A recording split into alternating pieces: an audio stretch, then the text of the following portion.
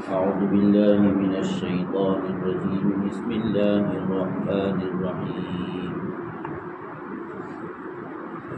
ياسين والقرآن الحكيم إنك لمن المرسلين على صراط مستقيم تنزيل العزيز الرحيم لتنذر قوما ما أنذر آباؤهم فهم غافلون لقد حق القول على أكثرهم فهم لا يؤمنون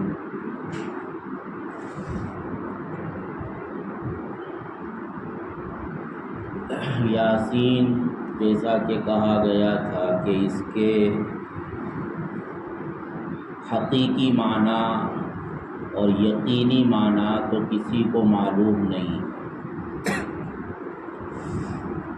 البتہ کیا مراد ہو سکتا ہے، کون سے معنی کی طرف اشارہ ہو سکتا ہے،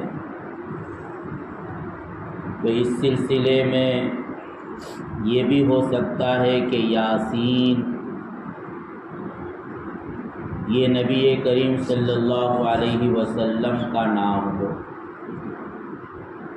یہ بھی ہو سکتا ہے کہ یہ سورت کا نام ہو، اور سورت میں آگے جو کچھ بیان کیا جا رہا ہے یاسین کے 2 حرف سے اس کی طرف اشارہ ہو،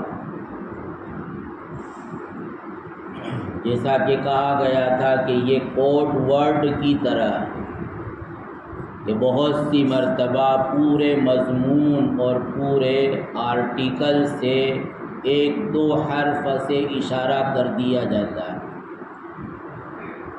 تو یہاں یہ قوی احتمال ہے کہ اس صورت میں جو مضمون بیان کیا جا رہا ہے، جو چیزیں آ رہی ہیں، ان کی طرف 2 حرف سے اشارہ کر دیا گیا، اور یہ بھی ہو سکتا ہے کہ یہ اللہ تبارک و تعالیٰ کے ناموں میں سے کوئی نام ہو یاسین۔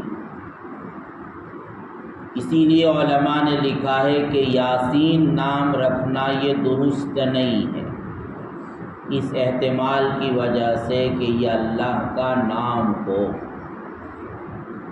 لیکن یاسین جو نام رکھتے ہیں وہ دوسرا نام، یعنی جس کو ہم لکھیں گے یا الف سین یا نون یاسین، اور یہ یاسین یعنی 2 حرف، تو یہ والا نام رکھنا تو درست نہیں ہے، لیکن وہ والا نام رکھنا جس کو ہم یا الف اور سین یا نون یعنی 5 حروف سے لکھیں گے، وہ نام رکھنا درست ہے، اگرچہ بولنے میں دونوں کا تلفظ ایک ہی طرح کا ہے۔ وہ نام سورہ صافات میں آیا سلام علی الیاسین، تو وہاں سلام علی الیاسین میں ایک قرات ہے سلام علی آل یاسین، تو معلوم ہوا کہ یاسین وہ کسی نبی کا یا کسی بڑے شخص کا نام تھا، تو وہ نام درست ہے، لیکن یہ نام مکروہ ہے۔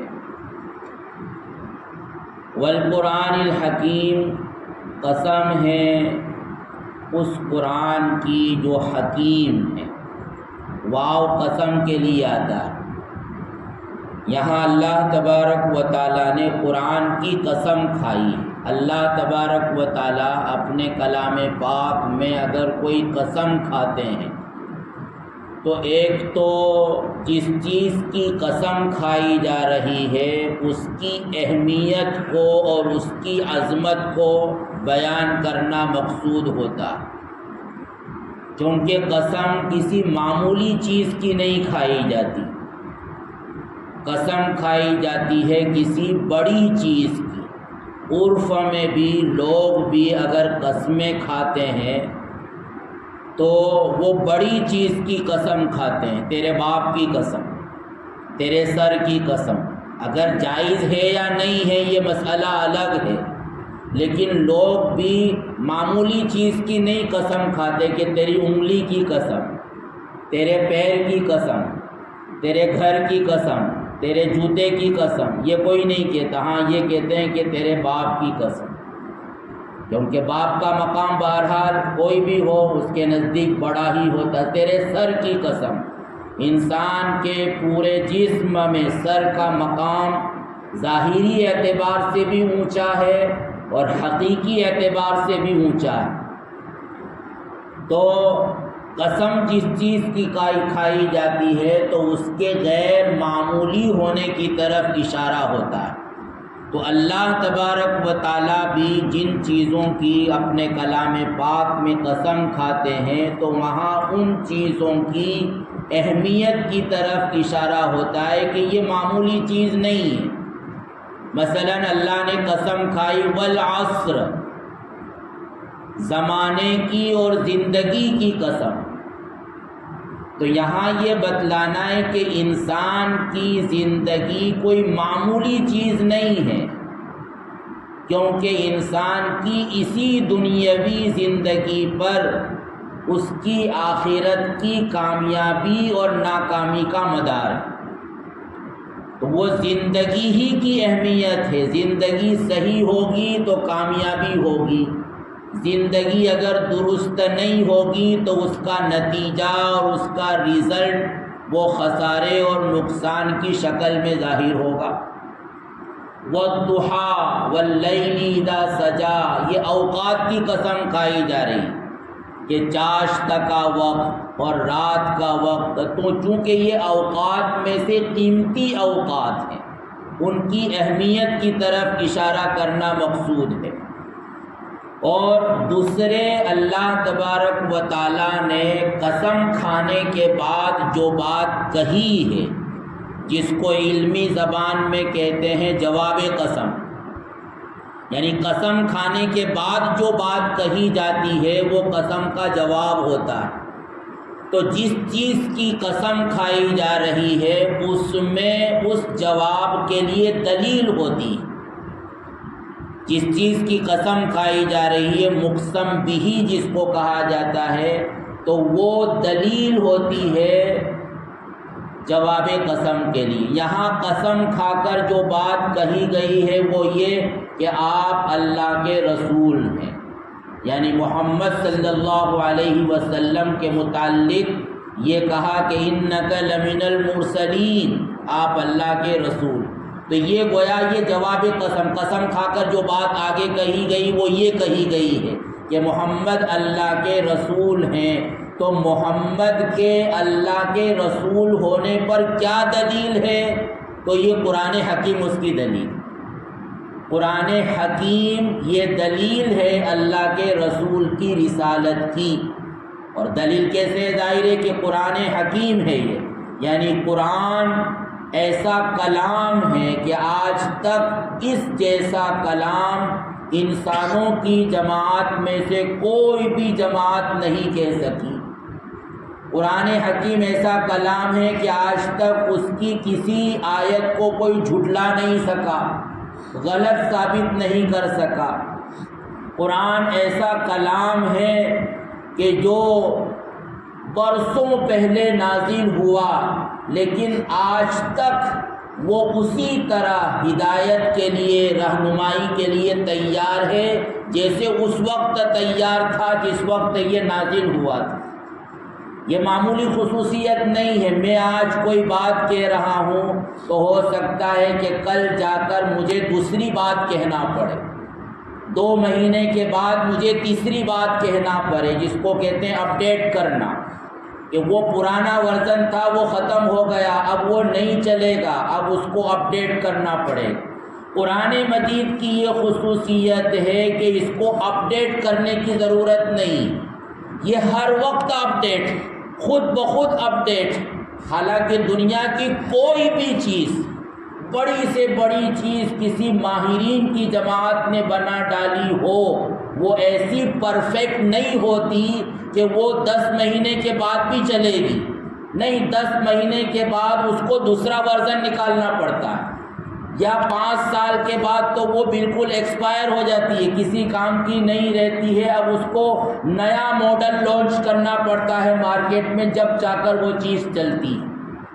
لیکن قرآن کی خصوصیت یہ ہے کہ اس کو نازل ہوئے 1500 سال ہونے جا رہے ہیں، لیکن یہ ایکسپائر ہوگا ہی نہیں۔ آج بھی ٹیکنالوجی کے زمانے میں، سائنس کے زمانے میں یہ اپنا لوہا منوانے کو تیار ہے، اور یہ قیامت تک بالکل تازہ رہے گا، زندہ کتاب کی حیثیت سے ہر طبقے کی اور ہر فیلڈ کے لوگوں کی پوری رہنمائی کرتا رہے گا۔ مثال کے طور پر موبائل تو ظاہر ہے کہ اللہ کے رسول کے زمانے میں تھا نہیں، بلکہ اس کا تصور بھی نہیں تھا۔ اس وقت اگر کسی ایسی ڈیوائس کا تعارف کرایا جاتا تو ان کے سمجھ میں بھی نہیں آتا کہ یہ کیسے ہو سکتا ہے۔ تو یہ تو برسوں کے بعد آیا، لیکن موبائل کو استعمال کیسے کرنا، کہاں اس کا استعمال صحیح ہے، کہاں اس کا استعمال غلط ہے، قرآن بتانے کو تیار ہے۔ اور اگر اس کے بعد کوئی نئی ٹیکنالوجی آ گئی جو اس سے بھی زیادہ زبردست ہو، تو قرآن وہاں بھی بتلانے کے لیے تیار کھڑا ہوا کہ کیا صحیح ہے کیا غلط۔ تو صحیح اور غلط کا، حق اور باطل کا یہ ایسا پیمانہ ہے، یہ ایسی کسوٹی ہے کہ جو ہر زمانے میں اپ ٹو ڈیٹ ہے، ہر زمانے میں وہ اس لائق ہے کہ آپ اس کو کسوٹی بنائیں۔ تو یہ قرآن تو اس لیے، اور تو ایسا کلام ظاہر ہے کہ وہ اللہ کا رسول ہی کہہ سکتا ہے اللہ کی طرف۔ حالانکہ محمد صلی اللہ علیہ وسلم بچپن سے لے کر جوانی تک آپ نے کہیں پڑھا نہیں ہے۔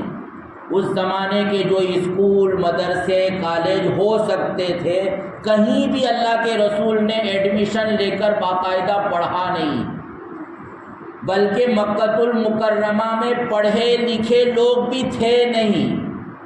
کچھ 17 افراد یا 17 آدمی تھے، کچھ لکھنا جانتے تھے، اسی لیے وہ زمانہ جاہلیت کا زمانہ کہا جاتا ہے۔ اور اللہ کے رسول امی کہلاتے ہیں، یعنی جنہوں نے باقاعدہ لکھنا پڑھنا نہیں سیکھا۔ ماں کے پیٹ سے جب بچہ نکلتا ہے تو وہ کچھ جانتا نہیں ہے، تو اس جیسے تھے اللہ کے رسول، اسی کو کہتے ہیں امی، ماں کی طرف نسبت۔ لیکن اس کے باوجود جب آپ 40 سال کے ہوئے تو اچانک آپ کی زبان سے ایسا عظیم کلام نکل رہا ہے کہ اس وقت سے اس وقت کے بڑے سے بڑے، اچھے سے اچھے عربی بولنے والے اس جیسا کلام کرنے سے عاجز تھے۔ تو یہ قرآن اللہ کے رسول کی رسالت کی اور آپ کے نبی ہونے کی دلیل ہے۔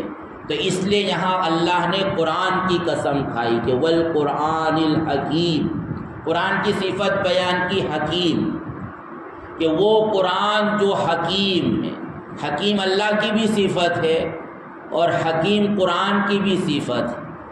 حکیم کے یہاں 2 معنی ہیں، ایک تو حکیم محکم کے معنی میں، یعنی مضبوط، پتھر کی لکیر، یعنی قرآن نے جو بات کہہ دی ہے وہ پتھر کی لکیر ہے، کبھی بھی اس سے رجوع کرنے کی اور اس کو واپس لینے کی ضرورت نہیں پڑے گی۔ بلکہ بہت ساری چیزیں ایسی ہیں کہ قرآن نے جب کہی تھی تو وہ سمجھ میں نہیں آ رہی تھی، لیکن آج ٹیکنالوجی کے زمانے میں وہ زیادہ سمجھ میں آ رہی۔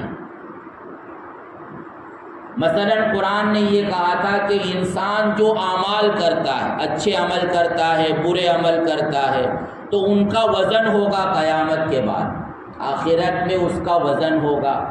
تو یہ بات سمجھ میں نہیں آتی کہ جو آدمی عمل کرتا ہے، مثلا ہم نے ابھی نماز پڑھی تو ظاہر ہے کہ نماز کا کوئی مادی، اس کا کوئی مٹیریل نہیں ہے کہ اس کو باندھ کر پوٹلی بنا کر کہیں رکھ دیا ہے اور ایک زمانہ آئے گا کہ اس پوٹلی کو تولا جائے گا۔ میں بول رہا ہوں، یہ بولنا عمل ہے، تو ظاہر ہے کہ یہ میں نے بولا وہ فضا میں ختم ہو گیا، اس کا کوئی حصی وجود نہیں ہے کہ اس کو ہم پکڑ کر کہیں رکھ دیں، اس کو ہم کیچ کر لیں۔ تو یہ بات سمجھ میں نہیں آتی تھی کہ یہ کیسے ہوگا کہ انسان کے عمل کو تولا جائے گا۔ تولی تو وہ چیز جاتی ہے کہ جس کو ہم پکڑ سکتے ہو، کوئی مادہ ہو، وہ کوئی مٹیریل ہو اور جس کے اندر کوئی وزن ہو، اس کو ہم تولتے ہیں۔ لیکن ٹیکنالوجی نے یہ ثابت کر دیا کہ ہاں عمل کا بھی وزن ہوگا، کیونکہ آج گرمی اور سردی کو بھی ناپا جا رہا ہے۔ ٹیمپریچر کتنا بتا رہی ہے گھڑی، وہ ناپا جا رہا ہے، اور انسان کے جسم میں کتنی گرمی ہے اس کو بھی ناپا جا رہا ہے۔ انسان کے خون میں خون کے اندر جو اجزاء ہونا ضروری ہے وہ کتنے ہیں ان کو بھی آج ناپا جا رہا ہے۔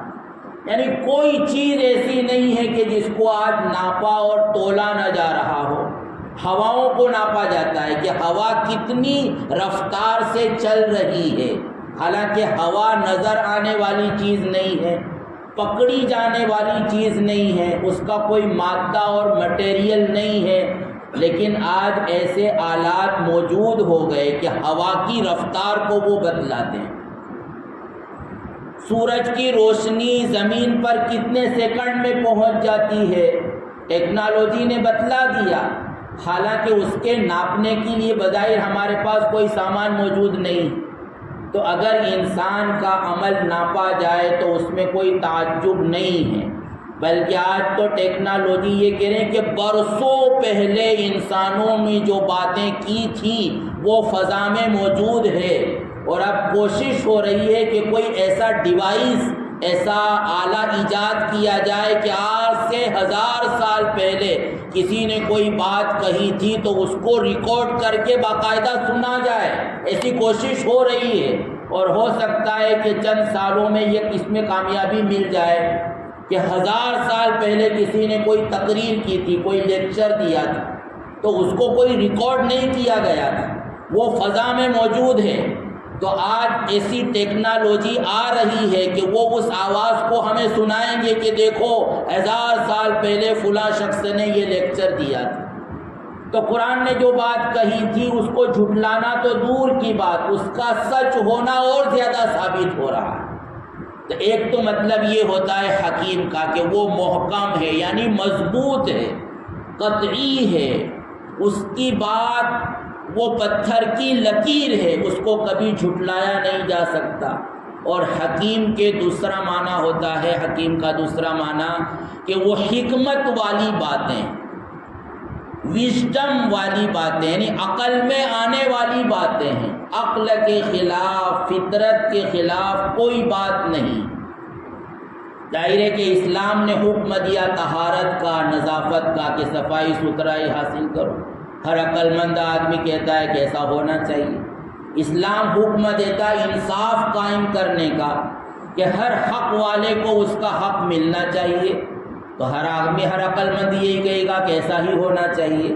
اسلام حکم دیتا ہے تواضع اختیار کرنے کا، کہ انسان کے اندر ایگو نہیں ہونا چاہیے، تکبر اور گھمنڈ نہیں ہونا چاہیے، بلکہ وہ اپنے کسی بڑی ہستی کے سامنے جھکنے والا ہو، اپنے کو چھوٹا بنا کر پیش کرے۔ یہ صفت ہر کوئی پسند کرتا ہے۔ اسلام حکم دیتا ہے سماحت کا، چشم پوشی کا، کہ کوئی کسی کی طرف سے اگر میرے مزاج کے خلاف کوئی بات پیش آ گئی تو میں اس کو اگنور کر دوں، میں اس کو معاف کر دوں، اس کو سمجھا کر بات کو جانے دوں۔ تو ظاہر ہے کہ ہر کوئی یہ کہتا ہے۔ تو جتنے بھی احکام شریعت نے، اسلام نے دیے ہیں، وہ انسان کی یعنی عقل مندی والی باتیں، ایسی باتیں نہیں ہیں کہ جس کو انسان کی عقل تب قبول کرنے کے لیے تیار نہ ہو، ورنہ بہرحال وہ چیز آگے آ رہی۔ تو یہ مطلب ہے حکیم ہونے کا کہ قرآن حکیم ہے، یعنی اس کی بات مضبوط ہے، محکم ہے، اور اس کی باتیں حکمت والی ہے اور عقل والی ہے۔ اور پھر یہ قسم کھا کر کہا کہ انک لمن المرسلین، آپ اللہ کے رسول ہیں، علی صراط مستقیم، اور سیدھی راہ پر ہیں۔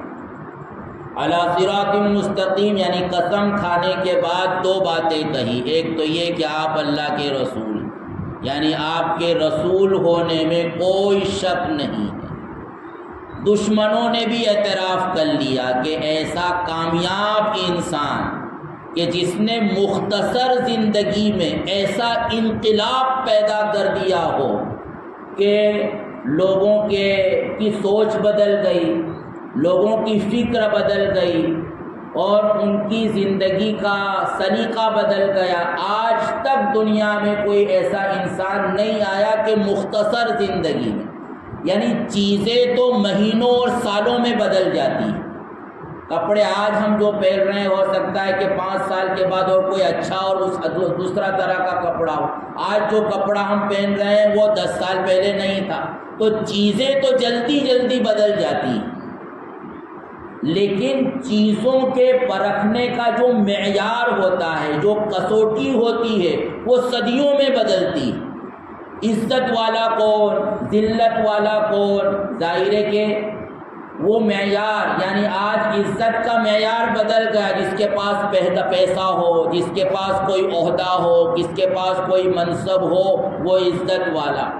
اللہ کے رسول نے صرف 23 سال کی مختصر زندگی میں چیزوں کو نہیں بدلا، رہنے سہنے کے طریقوں کو نہیں بدلا، بلکہ زندگی کے معیار کو، کسوٹی کو بدل دیا، اچھائی اور برائی کی کسوٹی کو بدل دیا، عزت و ذلت کی کسوٹی کو بدل دیا۔ وہ لوگ فخر کرتے تھے اپنے باپ دادا پر، اللہ کے رسول نے ان کا مزاج بدل دیا اور یہ بتلایا کہ اب اگر فخر کے قابل اگر کوئی چیز ہے تو وہ دینداری ہے۔ اللہ کے رسول صلی اللہ علیہ وسلم کا زمانہ، جس زمانے میں اللہ کے رسول مبعوث ہوئے، وہ جاہلیت کا زمانہ تھا، تو وہاں خاندان پر فخر کیا جاتا تھا۔ اللہ کے رسول نے ان کا مزاج ایسا بدل دیا کہ خاندان کوئی چیز نہیں، یعنی وہ اپنے خاندان کے سوا کسی آدمی کو قبول کرنے کے لیے تیار نہیں تھے۔ لیکن بلال حبشی آئے، سلمان فارسی آئے، صہیب رومی آئے، انہوں نے ان کو اس طرح قبول کر لیا کہ گویا وہ انہی کے خاندان کا ایک فرد ہے، انہی کی قوم کے رہنے کے اندر رہنے والا ایک آدمی۔ تو یہ اللہ کے رسول نے ان کے مزاج کو، ان کی فکر کو، ان کی سوچ کو، عزت و ذلت کے معیار کو، کسوٹی کو بدل کر رکھ دیا تھا 23 سال کے زمانے میں۔ تو آپ اللہ کے رسول ہیں اور صراط مستقیم پر ہیں، سیدھے راستے پر ہیں۔ یہ 2 باتیں قسم کھا کر یہاں کہی گئی۔ اللہ تعالی ہمیں قرآن سے محبت اور عشق عطا فرمائے۔ آمین۔ سبحان اللہ و بحمدہ، سبحانک اللہم و بحمدک، نشہد ان لا الہ الا انت، نستغفرک۔